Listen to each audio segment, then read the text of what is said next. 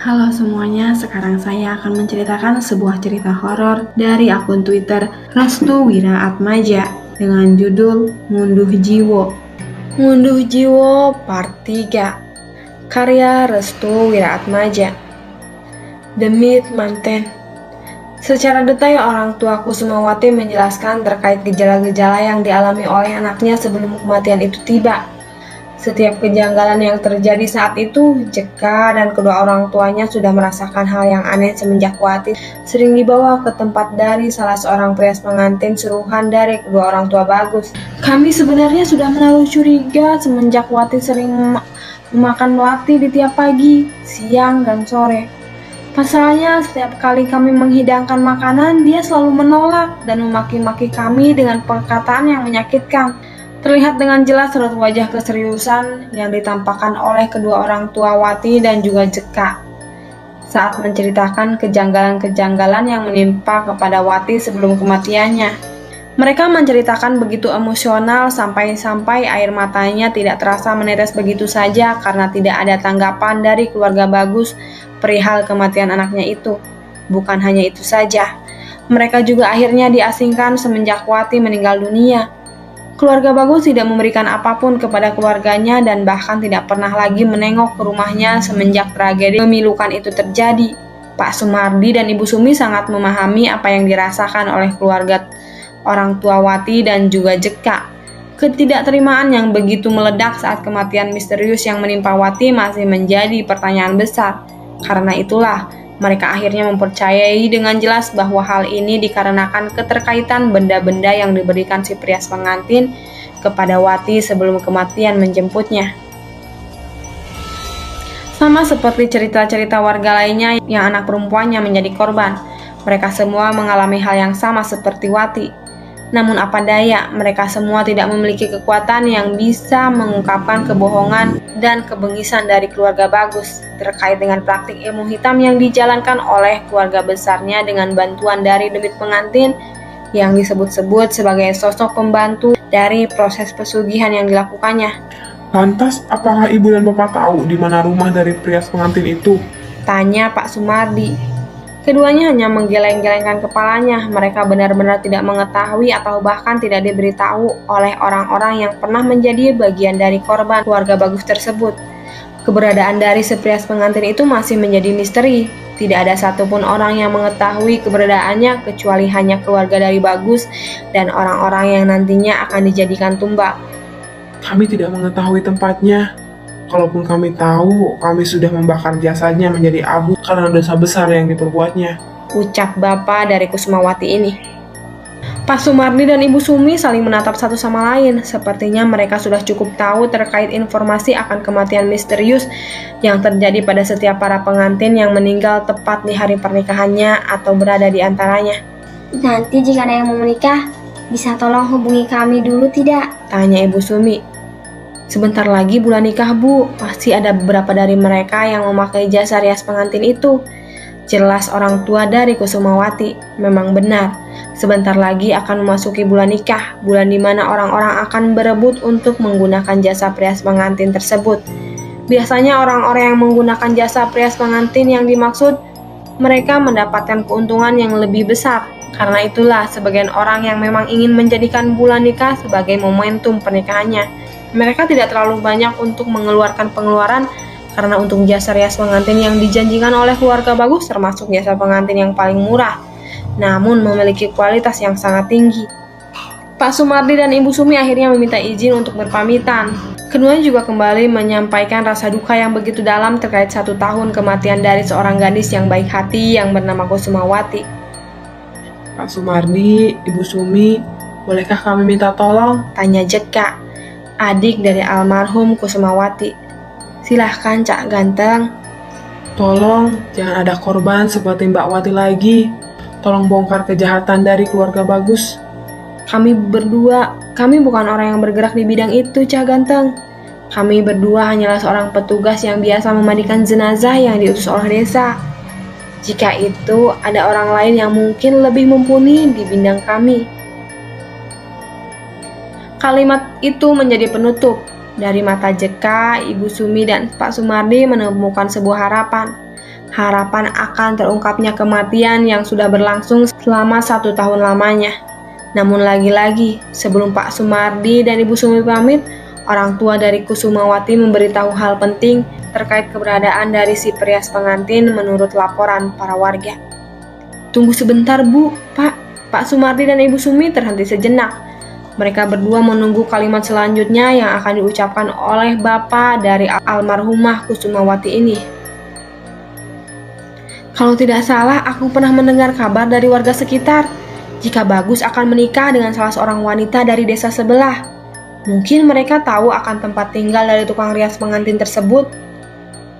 "Lalu, apa yang harus kami lakukan?" tanya Ibu Sumi kepada bapak dari Kusumawati. "Maksud saya, mungkin saja pernikahannya akan dilaksanakan beberapa hari ke depan. Dan yang aku takutkan wanita tersebut adalah tumbal selanjutnya." Mendengar hal tersebut, Ibu Sumi dan Pak Sumardi hanya mengangguk paham. Mereka berdua memang berniat untuk menghentikan hal tersebut, namun siapa orang yang mampu menghentikannya? Pak Sumardi dan Ibu Sumi akan melakukannya bersama dengan orang-orang yang mumpuni dalam bidang ini. "Sekali lagi saya minta, tolong jangan ada korban yang sama seperti anak saya," pinta dari Bapak Kusumawati. Ibu dan Pak Sumardi pun mengiyakan apa yang dikatakan oleh orang tua Kusumawati. Terlihat dengan jelas keseriusan dari orang tua Kusumawati sampai-sampai air matanya berjatuhan tak kala mendengar kalimat itu, seperti memberikan sebuah arti tersirat bahwa luka mereka belum juga kering dimakan waktu. Mereka semua berharap jika kematian dari Kusumawati dapat terungkap dan si pelaku bisa mendapatkan balasan yang setimpal dengan apa yang diperbuatnya. Matahari mulai tenggelam. Suasana mendadak menjadi gelap. Orang-orang di desa Tejokromo segera memasuki rumahnya masing-masing. Selama seharian penuh mereka berada di luaran rumah, akhirnya mereka beristirahat untuk berkumpul bersama dengan keluarganya masing-masing. "Besok kita harus ke desa sebelah. "Bapak yakin mau ke sana?" Jika pelakunya tidak ditemukan, lantas siapa yang akan menghentikannya?" Atas kesepakatan dari mereka berdua, akhirnya mereka memutuskan untuk mendatangi desa sebelah pada pagi hari untuk menemui wanita yang nantinya akan dinikahkan oleh Bagus.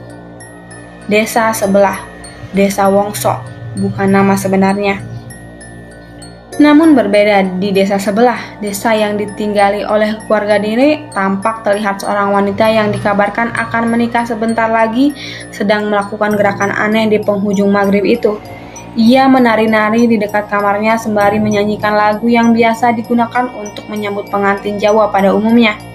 Di saat yang bersamaan, Ibu Sri dan juga Pak Terjo merasa aneh dengan perilaku anaknya yang tiba-tiba berubah. "Duk, kowe nang opo?" tanya Pak Terjo. Saat Pak Terjo menanyakan hal tersebut, Dini justru tersenyum lalu tidak lama kemudian dia menundukkan setengah badannya sembari mengatakan, Aku ini sedang mengalami kebahagiaan. Sebentar lagi bulan pernikahan akan tiba. Pak Terjo dan Bu Sri hanya terdiam saat anaknya mengatakan hal tersebut. Mereka berdua benar-benar tidak mengerti terkait apa yang dikatakan oleh anaknya terkait bulan pernikahan yang dimaksud. "Ibu, ayo ikut aku," ucap Dini sembari menarik tangan ibunya dengan kencang. Tangan Ibu Sri ditarik menuju sebuah kamarnya. Kamar yang terbuat dari anyaman bambu namun tampak terlihat nyaman itu terdapat satu benda yang sangat berharga menurut Dini saat itu. Dia adalah cermin. Cermin yang berada di meja tempat dirinya merias menjadi sebuah benda yang sangat disenanginya kali ini. "Bu, aku cantik kan?" tanya Dini. Iya Nduk, kamu cantik. Sebentar lagi aku akan dinikahi oleh seorang pria kaya raya, ganteng dan mencintaiku sepenuhnya. Aku tidak sabar ingin melihat pesta pernikahan itu, Bu." "Kamu waras kan, Dok? Kamu gak lagi kepelet atau apa kan? Kok kamu aneh gitu?" tanya Ibu Sri. "Ibu, aku lagi bahagia. Aku lagi senang. Aku lagi merasakan bahwa dunia sedang berpihak kepadaku. Karena itu, aku tidak berhenti untuk menari dan bercermin tiap hari." Ibu Sri yang melihat perubahan perilaku dari Dini hanya bisa bertanya-tanya dalam hatinya. Entah karena itu adalah sebuah kebahagiaan yang baru saja diungkapkan oleh anaknya, atau ada hal lain yang menjerumuskan anaknya menjadi seperti itu. "Sudah, Nduk. Sebentar lagi maghrib. Gak baik bercermin kalau maghrib tiba. Ayo kita sholat bareng-bareng." Dini tidak mengindahkan perkataan ibunya. Ia tetap bercermin dan tersenyum dengan sendirinya sembari memuji-muji kecantikan wajahnya yang tidak tertandingi oleh wanita-wanita lain di desanya. Setelah memerintahkan anaknya, Ibu Sri keluar dari kamar dan langsung mengambil air wudhu di kamar mandi. Namun entah mengapa Ibu Sri merasa ada hal yang tidak beres dengan perilaku anaknya yang baru-baru ini terjadi. Tidak seperti biasanya. Dini tidak pernah melakukan hal tersebut. Ia bahkan selalu menuruti apa yang menjadi kemauannya, terlebih lagi jika melakukan sholat berjamaah. Wajar saja jika mungkin dirinya akan lepas lajang. Banyak sekali hal-hal menarik yang akan didapatkan tak kalah seorang wanita jika ingin menikah. Ibu Sri mencoba untuk menyambut semua perilaku anaknya dengan berpikiran baik. Tibanya di kamar mandi, Ibu Sri segera berwudu. Di hadapannya sudah berdiri sebuah kendi berukuran besar yang sengaja diletakkan di dekat bak kamar mandi dengan tingginya dibantu oleh sebuah dudukan yang sudah dibuat sebelumnya menyerupai kursi. Setiap kali dirinya sedang mengendahkan kedua tangannya untuk mengambil air yang keluar dari kendi, Ibu Sri selalu mendapati bunga melati di dalamnya. Loh, kok ada melatinya?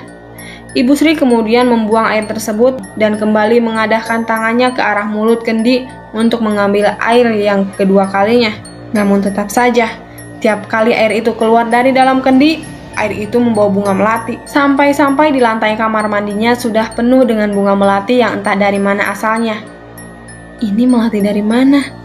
Karena penasaran, Ibu Sri pun memeriksa bagian dalam kendi.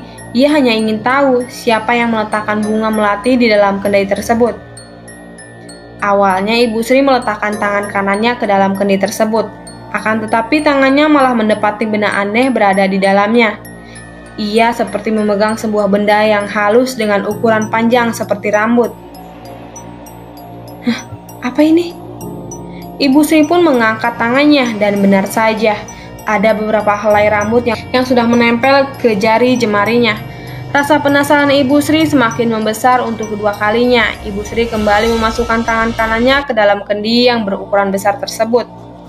Saat tangan kanannya kembali meraba ke bagian isi yang lain, Ibu Sri mendapati benda aneh yang berada di dalamnya. Ia merasa seperti sedang memegang sebuah wajah lengkap dengan bagian mulut, mata, hidung, dan telinganya. Saat dimana dirinya memegangi bagian mulut, ia benar-benar meyakini jika mulut yang ia pegang dalam keadaan menganga. Hawa merinding langsung menyerang ke seluruh bagian tubuh Ibu Sri. Ia tampak tak percaya jika di dalam kendinya terdapat kepala manusia. Karena dia tidak percaya, Ibu Sri kembali mengangkat tangannya kembali. Ia sejenak menghela napas sembari memperhatikan sekitar kamar mandi. Dirasa sudah siap, Ibu Sri pun kembali memasukkan tangannya lagi ke dalam tinggi dengan kedua kaki yang sudah jinjit untuk memasukkan tangan ke dalamnya. Dan saat tangannya memeriksa ke seluruh bagian kendi, Ibu Sri kembali mendapati hal yang sama. Ia menyentuh sebuah benda layaknya kepala manusia dengan rambut yang memenuhi bagian dari kendi besar tersebut. Lalu rasa penasarannya kembali ia arahkan untuk meraba ke bagian wajah. Dengan memejamkan kedua matanya, tangan Ibu Sri kemudian meraba satu persatu bagian wajahnya dari bagian mata, telinga, hidung, dan terakhir adalah bagian mulut. Masih dalam kondisi yang sama, mulut yang dipegangnya dalam keadaan menganga. Ia pikir ini hanya halusinasinya saja, karena jika memang itu adalah sungguh-sungguh kepala manusia, tentunya bagian mulutnya akan tertutup di saat jari jemarinya menyentuh ke bagian yang sama. Akan tetapi, saat kedua kalinya Ibu Sri menyentuh ke bagian mulut, tiba-tiba kedua tangannya merasakan ada hal yang berbeda. Di saat dimana dirinya bisa menyentuh bagian lain di mulut tersebut, seperti gigi dan yang lainnya. Tiba-tiba, bagian mulutnya menutup dengan sendirinya. Ibu Sri pun terkejut, saking terkejut tangannya masih tersangkut di dalam kendi besar itu hingga membuat dirinya dan juga kendi tersebut terjatuh secara bersamaan. Ibu Sri tertimpa kendi tersebut hingga membuat dirinya terjatuh pingsan di dalam kamar mandi. Keributannya itu membuat Pak Terjo dan juga Dini langsung menuju ke kamar mandi. Saat dimana dirinya sudah berada di kamar mandi, raut wajah mereka berubah seketika. Yang dilihatnya sekarang adalah tubuh Ibu Sri yang sudah tergeletak di kamar mandi bersama dengan runtuhan kendi yang telah hancur porak-poranda. Tubuh Ibu Sri dibawa menuju kamar, bagian kepalanya mendapatkan perawatan khusus karena terdapat luka memar. Pak Terjo dan Dini merawat Ibu Sri, berharap Ibu Sri bisa menceritakan apa yang terjadi sampai-sampai dirinya bisa mengalami tragedi tersebut. 1 jam lamanya mereka menunggu Ibu Sri untuk terbangun. Akhirnya Ibu Sri siuman dan kembali sadar. dia dapat melihat wajah suami dan anaknya dengan jelas. Alhamdulillah ibu sadar, Ucap Pak Terjo kepada istrinya. Ibu Sri pun meminta kepada suaminya untuk membangunkan tubuhnya agar bisa bersandar, sembari menunggu Ibu Sri tersadarkan sepenuhnya. Dini memberikan teh buatannya yang sudah tidak hangat lagi kepada ibunya. Ibu Sri menerima teh tersebut dan langsung meminumnya hanya beberapa teguk saja. Ia kemudian memberikan teh tersebut kepada suaminya yang diletakkan kembali di meja terdekat. Tangan kanan Ibu Sri langsung meraba-raba bagian kepalanya. Ia baru ingat jika maghrib tadi, dirinya baru saja tertimpa sebuah kendi besar yang berada di kamar mandi. Karena itulah, ia merasa sedikit pening di bagian kepalanya. "Bu, ibu nggak apa-apa kan? Masih sakit nggak?" tanya Dini kepada ibunya. "Alhamdulillah ibu baik-baik saja nak, tapi ibu masih takut." "Takut apa bu?" "Ibu merasa di rumah ini ada yang gak beres." Pak Terjo dan Dini hanya terdiam saat Ibu Sri mengatakan hal tersebut. Mereka berdua justru kebingungan dengan asumsi yang tercipta dari Ibu Sri setelah dirinya tertimpa kendi di kamar mandi. "Memangnya tadi pas ibu kamar mandi apa yang terjadi?" tanya Pak Terjo. Pertanyaan itu tidak dijawabnya. Ibu Sri lebih memilih untuk membungkam dan tidak ingin mengatakan kepada suaminya. Dia hanya takut jika apa yang terjadi kepada dirinya hanyalah perasaan pribadinya saja. Hanya saja dirinya menjadi trauma. Dia mengalami trauma berat dengan bebauan melati yang ada di rumahnya. Pasalnya, tiap kali dirinya mencium bau melati, Ibu Sri akan mendapati hal-hal aneh berada di luar kendali dirinya dan di luar kebiasaan yang pernah dirasakannya selama bertahun-tahun berada di rumah. 5 hari sebelum pesta pernikahan. Kali ini Pak Terjo hanya ditemani oleh Dini, sedangkan Ibu Sri dia memilih untuk berada di rumah sendirian semenjak kejadian dirinya tertimpa kendi besar yang ada di kamar mandi. "Bu, ibu di rumah saja nggak apa-apa ya?" ucap Pak Terjo kepada Ibu Sri. "Iya Pak, ibu istirahat di rumah aja."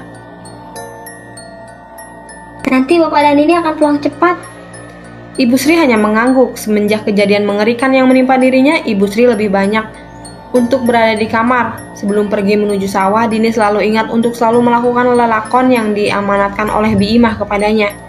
Dini harus memakan bunga melati dan menyisir rambutnya dengan menggunakan sisir khusus.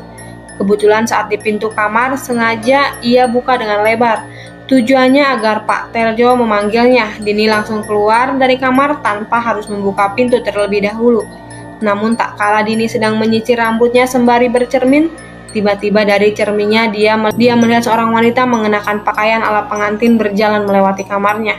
Sontak saja, Dini segera membalikkan badan dan langsung meletakkan sisir tersebut ke meja riasnya. Ia perlahan berjalan keluar dari kamarnya. Di luar kamarnya, Dini sudah mendapati Pak Terjo yang sudah duduk di ruang tamu. Karena penasaran, Dini pun bertanya kepada bapaknya, "Pak, tadi ada yang lewat kamar aku ya?" "Nggak ada kok, Bapak dari tadi nungguin kamu di sini nggak ada yang lewat. Orang ibumu juga ada di kamar." Dini hanya terdiam. Ia kembali menengok ke arah belakang yang mana tempatnya berada di sekitaran kamar mandi. Bulu kuduk Dini merinding seketika. Ia merasa ada hal yang aneh di rumahnya, entah karena perasaan dirinya saja atau memang ada hal lain. Karena Pak Terjo sudah menunggunya, Dini pun langsung bersiap-siap dan merapihkan semua peralatan yang diberikan oleh Bi Imah. Selama Pak Terjo dan Dini berada di sawah, Ibu Sri berada di rumah seorang diri. Dia tidak berani untuk keluar dari kamarnya semenjak kejadian tersebut. Terlebih lagi, beberapa kejanggalan aneh yang dirasakan benar-benar terasa begitu pekat. Dan benar saja, dari luar kamar Ibu Sri mendengar suara wanita sedang bernyanyi menggunakan bahasa Jawa. Tubuh Ibu Sri bergetar saat mendengar suara nyanyian itu. Dia menyadari bahwa dirinya hanya seorang diri. Bahwa di rumahnya hanya seorang diri. Pak Terjo dan Dini sedang berada di sawah. Lantas siapa yang sedang bernyanyi di rumahnya tersebut? Untuk memecahkan rasa penasarannya, Ibu Sri pun memberanikan diri untuk keluar kamar. Dengan jalan yang sedikit tertatih-tatih, Ibu Sri terus melangkah ke arah sumber suara dari nyanyian seorang wanita yang begitu jelas didengarnya. Namun saat dia melewati kamar Dini, ia mendengar suara wanita sedang menyanyikan sebuah kidung. Ibu Sri yakin jika sumber dari suara tersebut berasal dari kamar anaknya. Dengan perlahan Ibu Sri membuka pintu kamar Dini dengan tujuan untuk mengintip siapa wanita yang sedang menyanyikan kidung tersebut. Setelah Ibu Sri membuka sedikit pintunya, melihat ada orang lain yang tengah berada di belakang kamar Dini. Seorang wanita dengan pakaian layaknya pengantin sedang merias wajah dan menyisir rambutnya. Setelah itu dia memakan bunga melati yang sudah ia sediakan di atas meja rias milik Dini. Wanita itu memakan satu persatu bunga melati sembari menyanyikan sebuah kidung Jawa. Perasaan Ibu Sri semakin tidak enak. Ia hanya mengintip dari balik pintu. Ia tidak berani untuk menyapa atau masuk ke dalam kamar tersebut. Ada satu kejanggalan yang membuat Ibu Sri yakin jika wanita yang ia lihat itu bukanlah manusia. Saat wanita itu sedang bercermin, Ibu Sri melihat dengan mata kepalanya sendiri jika bayangan wanita yang ada di cermin tidak terlihat. Ibu Sri pun perlahan menutup pintunya dan berniat untuk kembali ke dalam kamarnya. Namun saat dirinya hendak menutup pintu, tiba-tiba wanita pengantin itu mengucapkan sesuatu. "Ndak mau masuk dulu, Bu?" Jantung Ibu Sri langsung berdegup dengan kencang. Dari tangan hingga kaki semuanya langsung gemetaran hingga membuat tubuhnya sulit untuk digerakkan. Ibu Sri menundukkan wajahnya ke bawah. Keringat dingin mulai berjatuhan. Ia kembali menguatkan lengannya untuk menutup pintu. Akan tetapi, saat ingin ditutup, tiba-tiba ada sesuatu yang menahan pintu tersebut untuk ditutup. Ibu Sri pun mulai merasakan hawa merinding yang begitu jelas. Dia merasa jika wanita pengantin itu sudah berada di dekatnya. Dan benar saja. Saat Ibu Sri mendongakkan wajahnya ke atas, ia terkejut saat sosok wanita pengantin dengan wajah yang benar-benar pucat dan kedua matanya yang menghitam sedang menatapnya sambil menahan pintu. Lalu tidak lama kemudian wanita pengantin tersebut mengucapkan sesuatu. "Ndak mau masuk dulu toh, Bu?" Setan! Ibu Sri segera melepaskan pintu tersebut dan berlari ke arah depan rumah. Sementara wanita pengantin tersebut, dia tertawa terbahak-bahak mendengar teriakan yang penuh ketakutan dari Ibu Sri. Selanjutnya, Ibu Sri menuju ke sawah seperti orang kesetanan. Ia terus berlari hingga menabrak orang yang ada di sekitarnya. Saat Ibu Sri terjatuh, dia mendapati seorang wanita dan seorang pria beserta anaknya yang semuanya mengenakan pakaian rapih. "Maaf Pak, maaf Bu, maafkan saya," ucap Ibu Sri sebelum mengetahui siapa orang yang ia tabrak. Seorang wanita yang ditabrak oleh Ibu Sri pun langsung menundukkan badannya sembari memegangi kedua tangan Ibu Sri. Apakah dia sudah datang? Ibu Sri yang mendengar suara itu langsung terdiam. Suaranya benar-benar sangat dikenali olehnya dan tampak familiar. Saat dimana dirinya mendongakkan kepalanya ke atas, Ibu Sri terkejut bahwa yang ada di hadapannya sekarang adalah calon mertua dari Dini, Ibu Melati. Bunda Melati? Apakah dia sudah datang? Siapa yang Bunda maksud? Bunda Melati tersenyum mendengar kepolosan yang tampak jelas dari wajah Ibu Sri. Dan memang demikian, Ibu Sri tidak mengetahui siapa yang dia maksud. Akhirnya Bunda Melati pun membisikkan sesuatu ke telinga Ibu Sri. Dia kemudian mengucapkan kalimat yang membuat Ibu Sri ketakutan karenanya. "Demi